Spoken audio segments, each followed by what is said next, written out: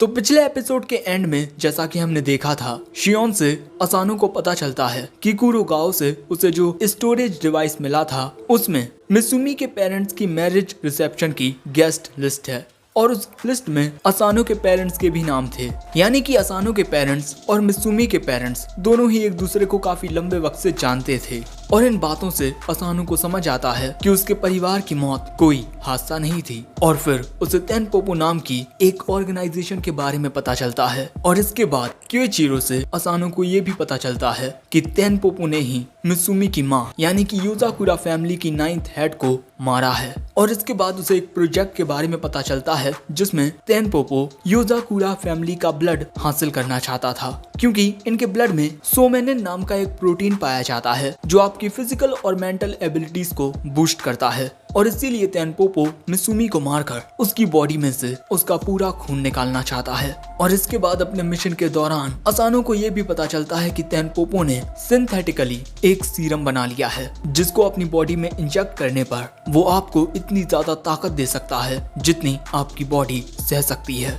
और इसके बाद एक आदमी जिसका नाम नोमैन है वो असानो को पीटने लगता है और इसके बाद वो असानो को खत्म करने ही वाला था, लेकिन तभी वहाँ एक कचरे का डिब्बा आ जाता है जिसके अंदर से एक हमला होता है और वो हमला नोमैन को दूर फेंक देता है। और इसके बाद उस डिब्बे में से बाहर निकलता है शिंजो अपने पूरे हथियारों के साथ जो यहाँ असानो की मदद करने के लिए आया है। लेकिन तभी नोमैन अपने घाव को हील कर लेता है। सो तभी शिंजो अपने सभी हथियारों से नोमैन पर हमला करना शुरू कर देता है और इसके बाद शिंजो असानो के पास जाकर उसे खिड़की से नीचे फेंक देता है। लेकिन शिंजो ने असानो की कॉलर पर एक डिवाइस लगा दिया था जो हवा में जाते ही खुलकर पैराशूट बन जाता है। और इसके बाद शिंजो कहता है मैं यहाँ सब कुछ संभाल लूंगा, लेकिन अगले ही पल में नोमैन उसके पास आकर उस पर हमला कर देता है और कहता है देखते हैं तुम मेरी इस बॉडी का मुकाबला कर पाते हो या नहीं, लेकिन अगर मैंने अपने दांतों में लगे स्विच को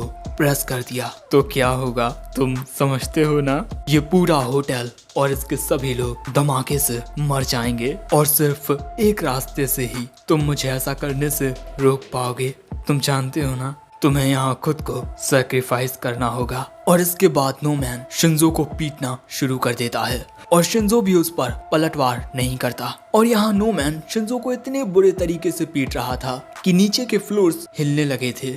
लेकिन तभी शिंजो कहता है मैं तुम्हारी मार बेफिजूल में नहीं खा रहा, मैं तो बस सही वक्त का इंतजार कर रहा हूँ। और नीचे होटल में हम देखते हैं कि एक आदमी पुलिस को फोन करके बताता है हमारे होटल में एक टेररिस्ट तबाही मचा रहा है। और ये टेररिस्ट असानो होता है जो पागलों की तरह हरकतें कर रहा था, क्योंकि शिंजो ने उसे बताया है दूसरों को बचाना हमारी फर्स्ट प्रायोरिटी होती है। और असानो यहाँ यही कर रहा था, वो यहाँ अजीब सी हरकतें कर कर सभी लोगों को डरा रहा था और लोग डर कर होटल से भागने लगते हैं, यहाँ तक कि वो होटल से नीचे कूदने भी लगते हैं। लेकिन नीचे काफी बड़े बड़े मुलायम कुशन्स रखे हुए थे। देखते ही देखते पूरा होटल खाली होने लगता है और होटल से भागते हुए हम इस मोटी औरत को देखते हैं जिसे हमने पिछले एपिसोड में भी देखा था। लेकिन तभी अचानक ये मोटी औरत बैलेंस बिगड़ जाने की वजह से गिरने लगती है। इसे एक आदमी गिरने से बचा लेता है। वो औरत उसे शुक्रिया कह के वहाँ से चली जाती है। और दोस्तों ये वही आदमी होता है जिसे हमने पिछले एपिसोड के एंड में देखा था। दूसरी ओर नोमैन को अपने माइक्रोफोन के जरिए पता चलता है कि होटल से सभी लोग भाग चुके हैं। और अगले ही पल में शिंजो नोमैन में एक बहुत ही तगड़ा पंच मारता है जिससे नोमैन काफी दूर खिसक जाता है। तुम्हारी ये ताकत एक योजाकुरा जितनी है, ऐसा कहकर हमारी बेइज्जती मत करो। नोमैन कहता है ऐसा तुम तब कहना जब तुम मुझे हरा दो। लेकिन अगले ही पल में शिंजो एक बड़ी बजूका निकालता है, एक सुपर इलेक्ट्रिक योजाकुरा गन।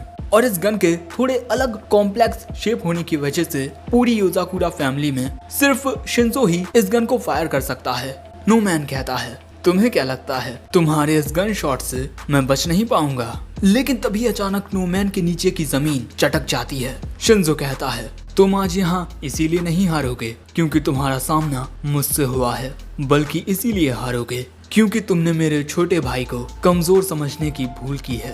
दोस्तों असानो होटल के सिस्टम को हैक कर चुका है और इसके बाद शिंजो नोमैन पर अपनी सुपर इलेक्ट्रिक योजाकुरा गन से फायर करता है। और तुम लोग देख ही सकते हो कि ये हमला कितना ज्यादा मैसिव है।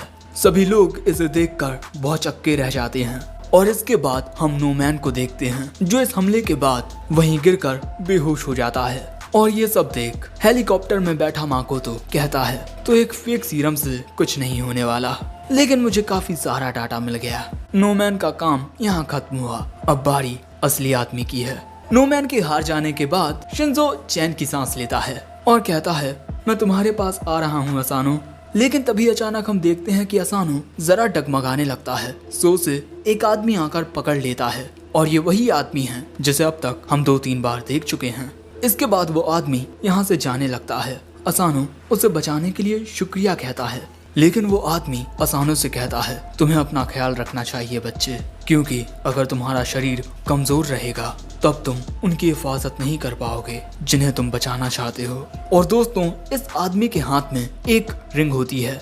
उस आदमी के जाते ही असानो के पास शिंजो आ जाता है। हे, मेरी मदद करने के लिए शुक्रिया। लेकिन तभी अचानक शिंजो असानो की बॉडी पर कई सारे जख्मों को देखता है और जैसे ही असानो को इन जख्मों का एहसास होता है वो वहीं बेहोश हो जाता है। दोस्तों, ये काम उसी आदमी का है जिसने असानो को गिरने से बचाया था।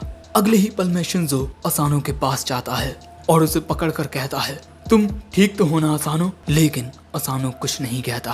अगले सीन में हमें योजाकुरा फैमिली का घर दिखाया जाता है जहां असानो का ट्रीटमेंट चल रहा था। और यहां ननाओ बताता है कि अगर सही वक्त पर बिग ब्रो शिंजो असानो का फर्स्ट एड नहीं करते तो असानो का बचना बहुत मुश्किल था। लेकिन अभी भी उसकी हालत बहुत खराब है। मित्सुमी असानो को लेकर बहुत परेशान होती है। लेकिन तभी हम क्योइचिरो को देखते हैं जो असानो के ऊपर कुछ लिख रहा था। सो अगले ही पल में ननाओ उसे रूम से बाहर ले जाने लगता है क्योंकि फुताबा ने उसे काफी कूट दिया था। और इसके बाद ननाओ क्योइचिरो को बाहर फेंक कर दरवाजा बंद कर देता है। और इसके बाद फुताबा सभी से कहती है हमें इसे आराम करने देना चाहिए, हो सकता है कि हम सभी के यहाँ होने से इसे परेशानी हो। लेकिन जाने से पहले ननाओ मित्सुमी को एक फर्स्ट एड बॉक्स दे देता है क्योंकि अगर असानो को कोई दिक्कत होती है तब वो इसका इस्तेमाल कर सकती है। ननाओ के जाने के बाद मित्सुमी असानो के साथ कमरे में अकेली होती है। यहाँ मित्सुमी की नजर एक फोटो पर पड़ती है जिसमें वो अपनी माँ के साथ थी। दूसरी ओर किचन में क्योइचिरो चाय बना रहा था और तभी वहाँ फुताबा आती है और वो फ्रिज में कुछ देखने लगती है। इतनी ही देर में क्योइचिरो की चाय भी बन जाती है। अपना सामान लेकर फुताबा वहाँ से जाने लगती है और इस टाइम पर क्योइचिरो उससे कुछ नहीं कहता। इसके बाद क्योइचिरो अपनी चाय पीने लगता है। लेकिन तभी शिंजो वहाँ आकर कहता है क्या मैं आपके साथ कुछ बात कर सकता हूँ बिग ब्रो?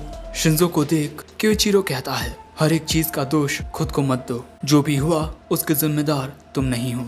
शिंजो कहता है मुझे उस वक्त अपनी आंखों पर यकीन ही नहीं हुआ। अचानक ही असानो की बॉडी से खून निकलने लगा। मैं हर एक चीज को बहुत आसानी से भांप लेता हूँ, लेकिन उस पल मुझे ना ही वहाँ पर किसी की प्रेजेंस महसूस हुई और ना ही कुछ सुनाई दिया। मैं बस इतना जानता हूँ कि मेरे आने से कुछ लम्हों पहले ही असानो पर वो हमला हुआ था और इस हमले का रिएक्शन देने में उसकी बॉडी को जरा वक्त लगा और ऐसे हमले सिर्फ एक ही इंसान कर सकता है। इससे पहले कि बातचीत आगे बढ़ती तभी अचानक शायद से अलार्म बजने लगता है और तभी पेशेंट रूम में ननाओ, शियोन और केंगो आ जाते हैं। और इसके बाद हमें इन तीनों से पता चलता है कि इनके घर में कोई घुसपैठिया घुस आया है और ये अलार्म इसी बात की चेतावनी है। और ये अलार्म दुश्मन के नंबर के बेसिस पर अपनी आवाज निकालता है। एक कौवे की आवाज का मतलब है दुश्मन 10 से कम है। एक मुर्गे की आवाज का मतलब है दुश्मन की संख्या 100 से कम है। लेकिन एक बुश बार्बलर का मतलब है कि दुश्मन 1000 से भी ज्यादा हैं। दोस्तों, योजाकुरा के घर को चारों ओर से दुश्मनों ने घेर लिया है और इन सभी की बॉडी में वो ड्रग या सीरम इंजेक्ट किया गया था जो नोमैन की बॉडी में था। यहाँ एक आदमी कहता है मुझे तो उन पर हमला करने का इंतजार ही नहीं होता, मैं आगे बढ़कर पहले हमला कर देता हूँ। और ये आदमी यहाँ ऑर्डर्स मानने से मना कर रहा था। सो तभी एक शख्स आकर इसकी खोपड़ी पकड़ लेता है और कहता है तुम्हें ऑर्डर्स फॉलो करने होंगे। और ये इन लोगों का लीडर होता है यामा, कैप्टन ऑफ द हाजाकुरा बैटालियन। और ये माकोतो के ऑर्डर्स को फॉलो कर रहा है। और अब तक जो कुछ भी हुआ वो इसी का प्लान था कि किस तरह ये एक योजाकुरा को हरा सकते हैं। और अगर फैमिली में कोई जख्मी हो जाए तो सारे भाई बहन एक साथ इकट्ठा होते हैं। अब योजाकुरास का भाग पाना बहुत मुश्किल होगा। मित्सुमी के अलावा हम बाकी सबको खत्म कर देंगे, उन पर हमला कर दो। और अब ये सभी लोग यानी कि हाज़ाकुरा बैटालियन योजाकुरास पर हमला करने के लिए आगे बढ़ने लगते हैं। और यहाँ शियोन का सिक्योरिटी सिस्टम काम नहीं करता क्योंकि इनके दुश्मन ने कहीं से सिक्योरिटी कोड्स का पता लगा लिया है। लेकिन जैसे ही ये हाज़ाकुरा बैटालियन घर के पास पहुंचती है, इनका सामना होता है MC गोलियत से। और अगले ही पल में MC गोलियत अपने साइज को बहुत बड़ा कर लेता है और बाकी के लोग उसके सामने बहुत पिद्दी लग रहे थे। और इसके बाद गोलियत उनके ऊपर टूट पड़ता है जिससे वहां तबाही मचने लगती है और पल भर में ही गोलियत वहां बहुत से लोगों को खत्म भी कर देता है, जो देख कुछ लोग घबराने लगते हैं। सो यामा कहता है डरो मत क्योंकि असली मॉन्स्टर्स तो अब आए हैं।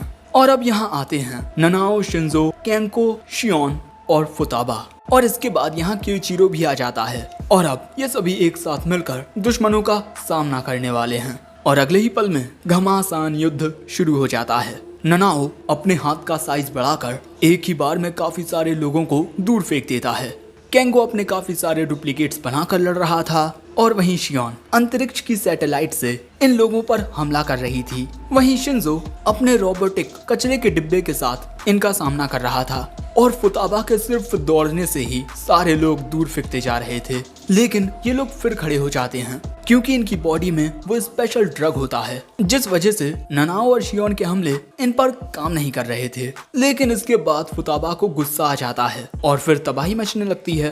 तभी यामा कहता है फर्स्ट यूनिट इन सभी सिबलिंग्स का सामना करो, सेकंड एंड थर्ड यूनिट घर के अंदर जाओ। और इसके बाद ये लोग घर की ओर बढ़ने लगते हैं। लेकिन दरवाजे के सामने बैठा हुआ था क्योइचिरो। ये सभी एक साथ क्योइचिरो पर हमला करते हैं। लेकिन यहाँ क्योइचिरो ने अपने काफी सारे जालों को लगा रखा था जिससे इन सभी के हाथ और बॉडीज काफी हद तक कट जाती हैं। और ऐसे ही जालों को क्योइचिरो ने इस घर के चारों ओर लगा रखा था। दूसरी ओर घर के पास आने वाले लोगों को गोलियत खत्म करता जा रहा था, जो देख एक आदमी कैप्टन यामा से कहता है हम इनका सामना आखिर कैसे करेंगे। यामा कहता है नॉर्मल लोगों की पावर उस ड्रग से 3% मैक्सिमाइज हो जाती है, लेकिन नोमैन जिसकी ताकत 10% मैक्सिमाइज हुई थी वो भी एक योजाकुरा का सामना नहीं कर पाया। तो बेशक इनका सामना करना मुश्किल होगा, लेकिन अपनी 60% पावर के साथ भी मैं इनको कम नहीं आंक सकता। और इसके बाद यामा अपने हाथ का शेप बदल कर कहता है मैं कुत्तों से बहुत प्यार करता हूँ, मेरे लिए ऐसा करना बहुत मुश्किल होगा। और इसके बाद यामा सीधा जाकर गोलियत के मुंह पर एक जोरदार मुक्का मारता है जिससे गोलियत सीधा क्योइचिरो के जालों से कटता हुआ मेंशन में जाकर लगता है। लेकिन इसके बाद हमें पता चलता है कि वक्त रहते क्योइचिरो ने अपने जालों को हटा लिया था, लेकिन इस वजह से यामा मेंशन के अंदर आ जाता है और कहता है एक परिवार की सबसे बड़ी ताकत ही उसकी सबसे बड़ी कमजोरी होती है, प्यार। क्योइचिरो कहता है हाँ हमारा परिवार बहुत करीब है, इसीलिए मैं तुम्हें एक आसान मौत नहीं मरने दूंगा। लेकिन तभी क्योइचिरो देखता है कि उसका स्पीकर जैम हो चुका है और तभी हम इस बुड्ढे को देखते हैं जो कहता है एक्टिवेट हाइबरनेशन। और अगले ही पल में पूरी योजाकुरा फैमिली हमें हैरानी में दिखती है क्योंकि घर को प्रोटेक्ट करने वाली दीवारें अचानक ही बाहर निकल आती हैं। और क्योंकि यामा घर के अंदर होता है इसीलिए क्योइचिरो दीवारों के बाहर ही रह जाता है। और आखिर में यामा कहता है अलविदा। अब ये देख फुताबा क्योइचिरो के पास आती है और कहती है वो आवाज। क्योइचिरो कहता है परेशान मत हो, वो मिसुमी को नहीं मारेंगे। वैसे हाइबरनेशन सिर्फ हेड कीरिंग से ही डिसेबल की जाती है। मैं तेनपोपो बैटालियन को तुम पर छोड़ता हूँ और मैं पुराने हेड कीरिंग को उस आदमी से वापस लेकर आता हूँ। और आखिर में हमें फिर से वही बुढ़ा दिखाया जाता है। तो दोस्तों आखिर इस बुढ़े का योजाकुरा फैमिली से रिश्ता क्या है? आखिर क्यों इसके पास मिसुमी की माँ की रिंग है? और क्या क्योइचिरो इस आदमी से अपने परिवार को बचा पाएगा? इन सवालों के जवाब हमें आने वाले एपिसोड्स में मिलेंगे क्योंकि ये एपिसोड एंड हो चुका है। वैसे अगर एपिसोड पसंद आया हो तो लाइक करना, चैनल पर नए आए हो तो सब्सक्राइब करते जाना और कमेंट करके जरूर बताना कि इस एपिसोड को लेकर तुम्हारे ओपिनियन क्या हैं। वैसे अगर चाहो तो हमारे चैनल की मेंबरशिप को ज्वाइन भी कर सकते हो। And in the end sayonara.